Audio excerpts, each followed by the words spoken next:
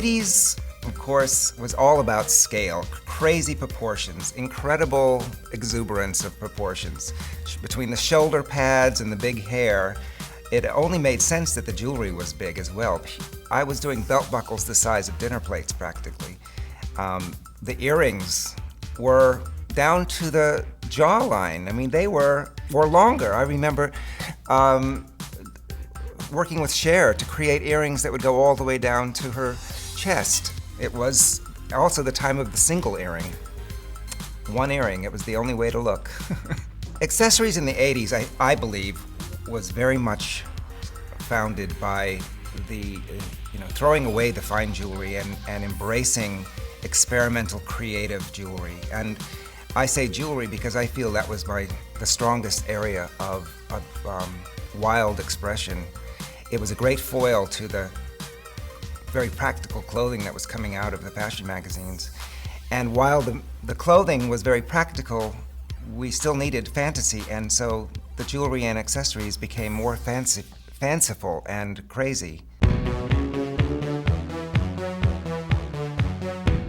I know that I was part of that explosion when I created artware. It was a remarkable acceptance by the public. Not only the public, but the trade as well. Everyone from stylists to designers to photographers were going berserk for artware and all of the amazing jewelry designers that I was representing.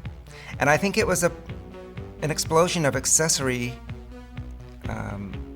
worship because the clothes were getting very simple.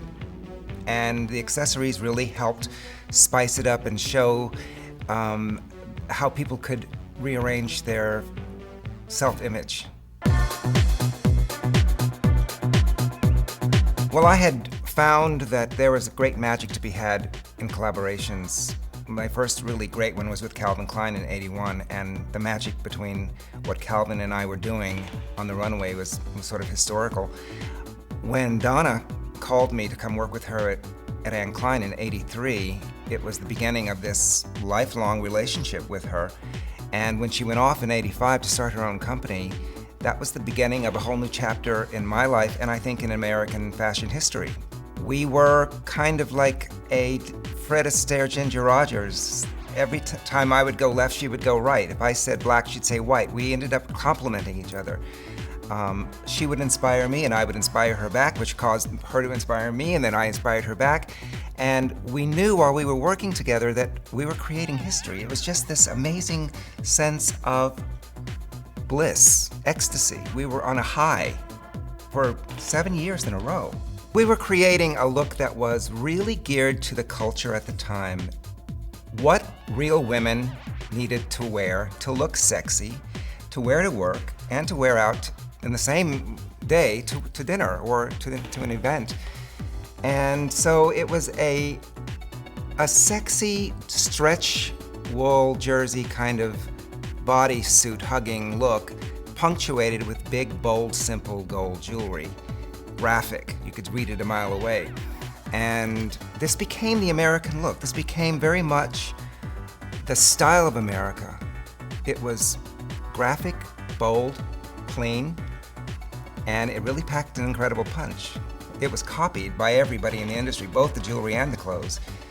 It got to the point where you didn't even need to wear the Donna Karan clothing itself. You just needed sort of a black silhouette and a big bold gold pin. It was an amazing collaboration in that the magic between, it was like two soulmates finding each other and realizing that we both spoke the same language, but together we could do something bigger than individually alone, which is the collaboration between a fashion designer and a jewelry designer at its best. When I think of Halston and Peretti, I mean, that was not as long-lived as Donna and me, but it was another one of those magical history-making collaborations. I always see coming into the 90s as the lowest point in fashion. Fashion pretty much died along with the stock market and the art market and everything else. Accessories were the last to go and the last to ever come back. The look was the look of the waif, and no makeup, no hairdo, no shoes necessarily. It was the look of just getting out of bed with your hair kind of messed up and you were still in your nightie and you sort of just went to work. That was the reaction against the 80s.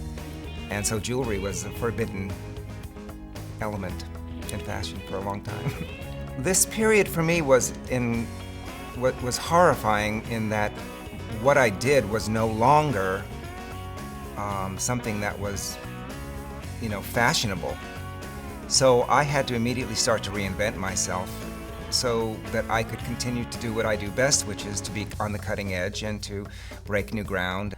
So it became a time of soul searching and trying to create different accessories. And I moved into handbags and scarves and belts, and I did a fragrance and watch. So I began licensing my name out. And eventually, as the 90s came back to its senses and fashion came back to life, there was this crazy revival of Robert Lee Morris and Elsa Peretti. When we hardly did anything, it was because of Tom Ford and his venture with Gucci, and he was showing shiny gold on the runway, and suddenly I was seeing a revival